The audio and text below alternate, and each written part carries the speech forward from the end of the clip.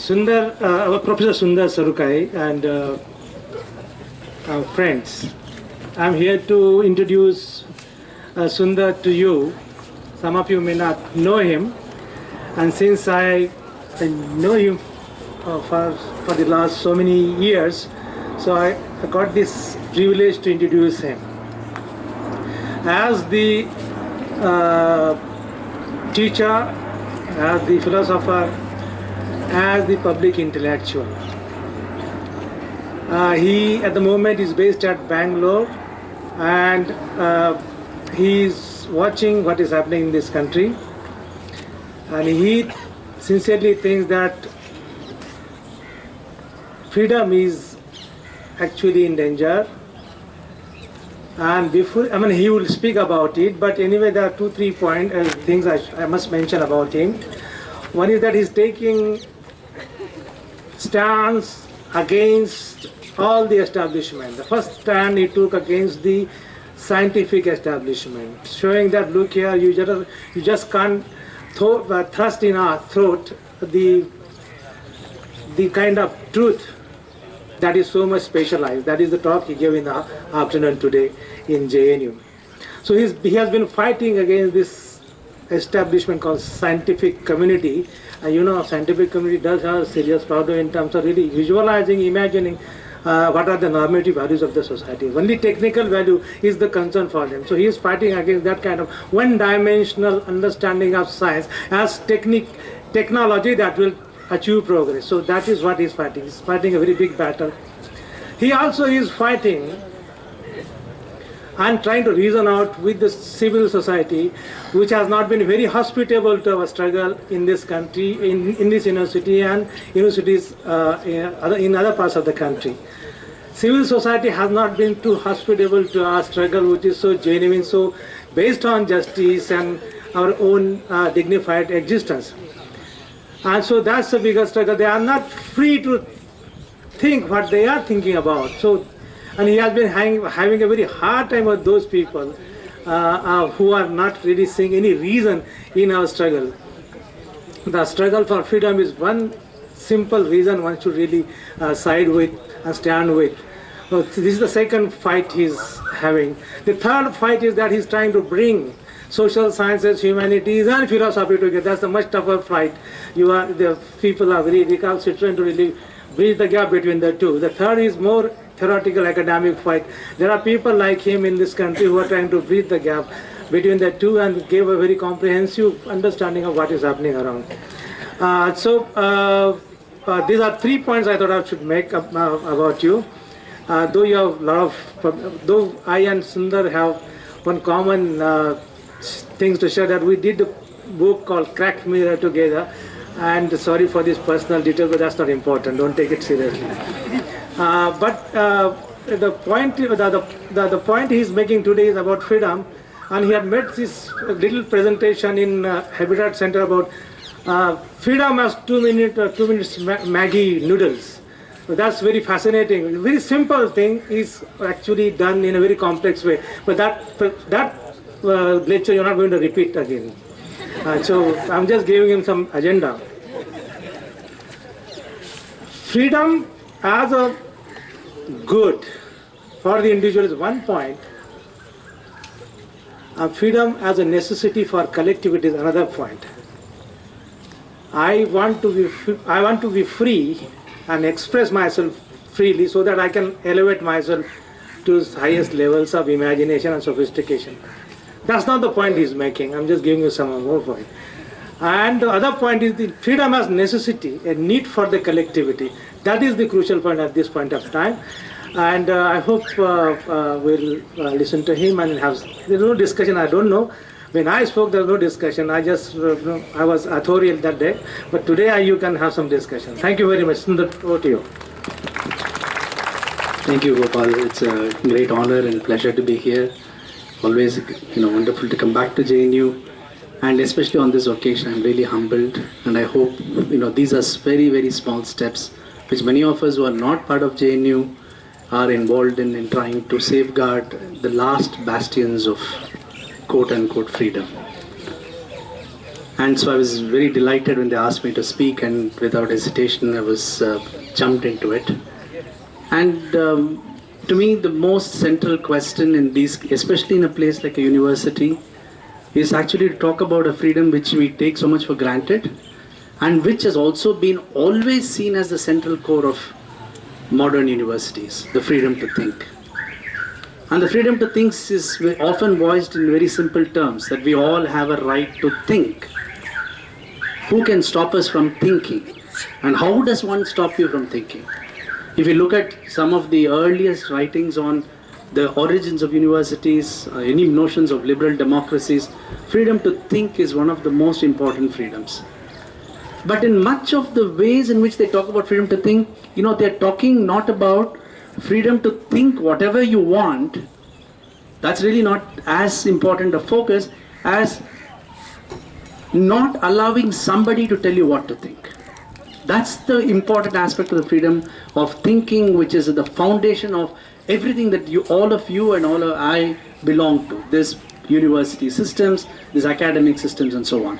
Which is, I may not have the capacity to think of whatever I want, but nobody can tell me what I can think about and how I can think about it. As a formulation, it seems very simple. It seems something which we can accept so easily. Of course, why should somebody tell me what I should think and how I should think? How can somebody tell me what I should wear and what I shouldn't wear? What language I should learn, what religion to profess and so on? So, in the same way, how can people tell me what to think and how not to think? It's ironical saying this in a university, because as a teacher, that's the only thing I do to my students. I keep telling them what to think, how to think. In fact, I teach a course called Thinking and tell them, no, thinking is the most important thing. So I'll teach you how thinking is, and that's very ironical. And if you look at all this, today's emphasis on education in schools, it's about teaching them critical thinking. Critical thinking suddenly seems to have discovered, a kind of a holy space right from the government to the private institutions. Teach them thinking, teach them critical thinking. So thinking is like a kind of a skill which they're supposed to imbibe when you go and teach them how to think. And this is the paradox of thinking. Because on the one hand, it becomes the foundational value for a university system, for modern education. It also becomes a foundational value for research. The very idea of research, thinking new things, comes from the possibility of freedom to think. You cannot think of new things. You cannot even think of new ways of understanding the world, of protest, or even of new theories and new theorems, or whatever it is that you want to do, without having this possibility that you can think what has not been thought before. But how is that possible to even understand this point that we can think what has been thought before? We have the freedom to completely think of whatever we want. And the paradox is this, and that's why it's very odd that we can build these great institutions without worrying about the paradox, that thinking most often is not volitional, it's not willful, it just happens. You're just sitting around and you're thinking and just sitting here watching something and listening to something, and a thought pops up in you. And suddenly you think, oh, that is a thought which has come and I can do something with it, or I may not do something with it. But you haven't really had the original thought through a volitional act. You did not decide to have that thought. In fact, if you really want to know how little control you have after thinking, you just have to watch and try and catch your own thinking. It just pops up and dies out. And the more you resist saying, I will not think about something, it'll keep coming. Thinking is something which seems to be outside your grasp, and yet we are all supposed to have this freedom to think. And not only supposed to have freedom to think is the fundamental value. So I want to actually think a little bit about this freedom to think, particularly in the context of what we all as students are. And why we think all the disciplines that we do, all the modern notions of learning and writing and creating new knowledge are all fundamentally affiliated to thinking. So given this point about thinking, why should we have a privilege about thinking at all? Why should we even take this so seriously that it has become a mantra for education today? We take it seriously. I'll give you two reasons why I think we should take it seriously, or at least why most people would think we should take it seriously. One, thinking is fundamentally associated with the idea of new knowledge. And that's why this possibility that if you want to generate new knowledge, how do you do it? What should you do if I want to learn new things about the world? I can read books and so on, but somebody must have first written those books. What is this origin of new thoughts? So thinking seems to be the most effective, if not the only means by which we can discover things which we have never thought of before. And if human civilization thinks of itself as somebody or something which has to constantly create newer and newer and newer things, this constant craze for variety and multiplicity, then thinking seems to be your way out. It seems to be the most potent weapon for doing it. And secondly, equally importantly, thinking is very closely associated with freedom in a very profound sense. And thinking is associated with freedom for a very simple reason. If you look at the earliest understanding of freedom, something which influences all philosophical traditions, freedom is conceptualized first as a way of escaping constraints. There is no abstract imagination of freedom without it being responding to some very simple conceptual problem, which is what? My body is a burden. My body is a constraint. I can't jump, I can't swim, I can't do certain things, but I want to have the capacity to do it. This capacity of constantly transgressing, going beyond the limits which we live with, is captured in this first fundamental idea of freedom. And that's why, for example, in many philosophical traditions, liberation is a very important philosophical goal. And liberation is what? Liberation is this capacity to transcend the limitations, to be able to go beyond your givenness in the world. You're able to go beyond what you have in the world. And how is that going beyond possible? That going beyond which captures the basic idea of freedom. And what is the easiest way to be free? I can't get rid of my body. I can't suddenly become 7 foot. I can't jump around and run as fast as certain athletes. But I can escape the limitations of my physical world by indulging in this thing called thinking. Thinking becomes a way, a metaphor in a very fundamental sense for freedom. And I will also end with this point that thinking becomes a very important metaphor for desire. And that is the fundamental problem with thinking. But if it is about freedom, then I can just sit here and without going anywhere, I can talk about places where I have not been. I can sit here and think of, one of the most important influence, at least in the Western philosophical tradition, has been this idea, the imagination of, the truth through mathematical entities. And a great debate which influences, in my view, complete history of modern philosophy in the West is this discussion on what constitutes these mathematical things. Why should mathematical things capture this kind of a truth, which the world does not have? And the way they make sense of it is to say, well, mathematical knowledge, which is the best form of knowledge and truth. I'm the chair, I want to introduce.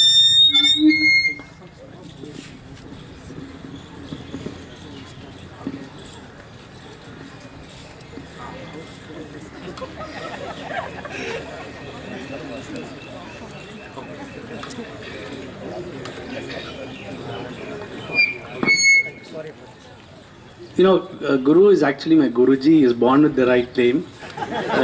He didn't have to become a Guru. So he had very when he introduced me, he said he's not going to speak about this, he's not going to speak about that. Those are all the things I was planning to speak on. So now I have to think of other things to speak about.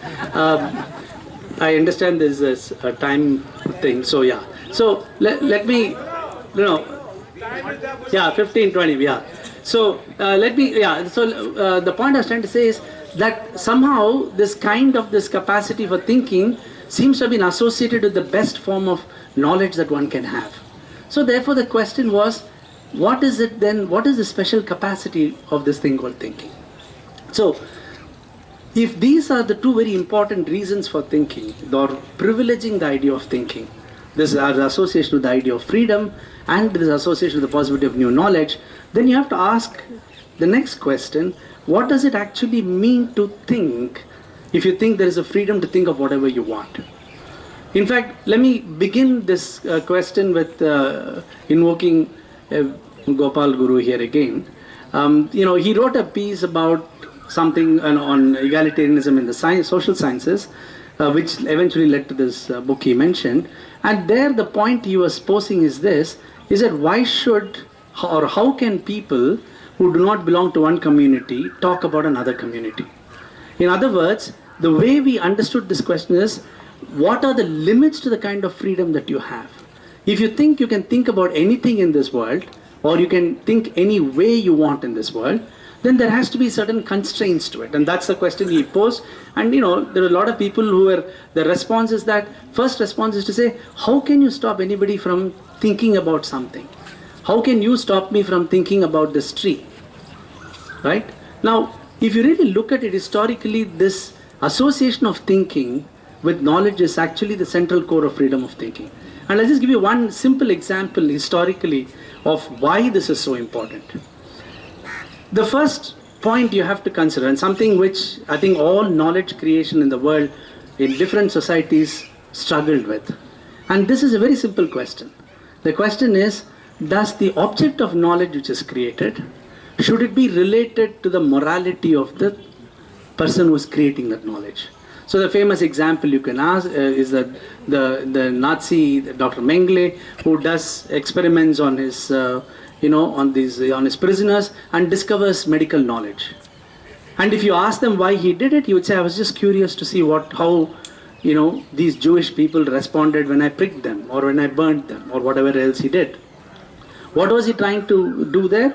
He was trying to find ways to find new things about the world, discover new medical knowledge by doing experiments on these people.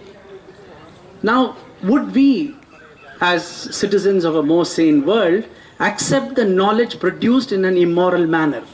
Or in other words, does knowledge produced through immoral thinking, does it become valid knowledge for all of us? And that's a very profound problem in the history of knowledge. For a very long time, people would argue that the morality of the knower was fundamentally tied with the value of the known. And if you have that connection, then there is really no freedom to think. So what I will do in this remaining few minutes, just to make this point, just make this connection to you and show you how this capacity for freedom, or what we take for granted today, comes from a very deep historical and institutional process. It's a collective effort at something, and it has a wonderful history. And this is a history of the constitution of modern science. And there the fundamental question which early modern science faces is this. You had constraints on thinking, on what you can think about, how you can think about it. The greatest constraint was from religion. So here you had a kind of an argument that you can't think about everything you want. You have to have constraints towards thinking.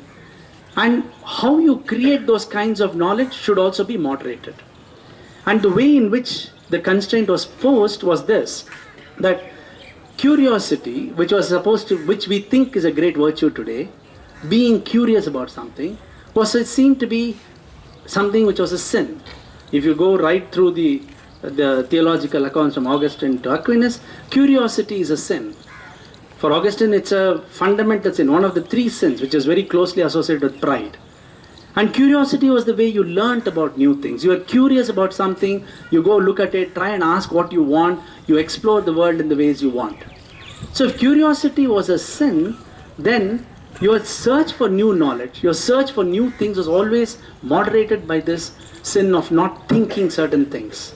You could not think certain things. And who is going to control your not thinking about certain things? Because remember that the ideas of freedom of expression and freedom of action first comes from freedom of thought. So how would we even know if somebody can stop you from thinking about something? And if you want to understand this modern world we live in, where we think we have the right to think and the right to freedom to think, it begins with a very interesting way, in the way in which curiosity was brought back as a value for thinking. Freedom of thinking becomes synonymous with this wonderful capacity for curiosity. In fact, if you go look at the Nobel Prize website and look at go click on that, you will see many of these articles on saying how good curiosity is and why children should cultivate curiosity. Einstein says never lose a holy curiosity. Curiosity is the way you discover new knowledge. And what is curiosity for them? It's a form of free thinking. Curiosity captures the spirit of free thinking. But how would you then answer this question in the early theological tradition that curiosity is evil, is a sin? Because all examples of this No-See Parker, Peeping Tom, the fall of Adam and Eve, were all, the narrative around them is about curiosity. You were too curious and you wanted to find something and you burnt your hand or something happened to you. So the question they were actually posing to the problem of free thinking was that you may think, if you have freedom to think, you may do things which may burn you or burn the society or burn the world. That idea that somehow thinking should be constrained and you should not be allowed to think in terms of the knowledge which it may potentially produce was something which is very central to the obstruction of the growth of modern science. And the way in which modern science, this new knowledge begins, is actually very interesting. And the way they do it is first a series of thinkers, scientists, start recapturing and giving positive value for curiosity. So Francis Bacon shifts this problem of curiosity, knowledge associated with curiosity and associated with charity. And therefore, and then there's a whole series of Robert Boyle and so on. All of them, what do? They try and recapture the positive sense of curiosity. And one of the great examples of the time is to say, well, nature is filled with curious objects. So being curious is about natural, and therefore it's very important for us to be curious. To the extent that when the first Royal Society in Britain was formed, the certificate they gave to people, one very famous example, is now you may say he is a very intelligent person or she is a very intelligent person. That person was given a certificate as a member of Royal Society. He was a very curious person. He showed great curiosity. And curiosity was such a virtue that the greatest scientists, including Newton and others, all had to, in Royal Society, had to donate some curiositos, very curious objects to the Royal Society. The point about this curiosity is, and this is the crucial point for me, that the freedom to think what you want is not given easily. It takes these years and of various institutional forms of practices in order to rehabilitate one concept called curiosity and say how the great positive value of curiosity happens, and therefore through that you can finally break the link between the morality of the knower and what is known. We live in a world of that time. We live in a world where your product, your knowledge, your thought is seen as a product, and that's the value, not the person who creates the product. The person who creates a product may get prizes and other things afterwards, but the value of the product, independent of what, I may be a terrible person, but I may have done some very new piece of work, the value is only for that, independent of what kind of a person I am. And if that is the nature of knowledge that we have today, and that's the nature of knowledge which we think we have a freedom to think about. Our freedom to think is based on this model that somehow that you have, all of us have a right to think of whatever we want without any kind of constraints.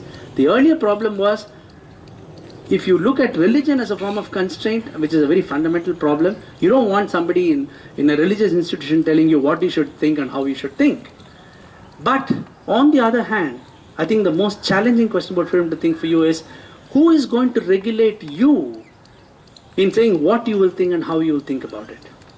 So when Gopal asked this question about why should people who have no stake in something, in a particular community or particular experiences, sit and want to write about it? How do you respond to that question? Why should they be doing that? Is it just because they're curious about it? They just think they can do it. I can do anything I want. Doing a problem. I'm not saying solving, building a big building. Just thinking about a problem. What gives me the right to think I can think about any problem that there is? The right is acquired to you because of this great institutional solidarity which liberates this thinking from all kinds of moral impulses.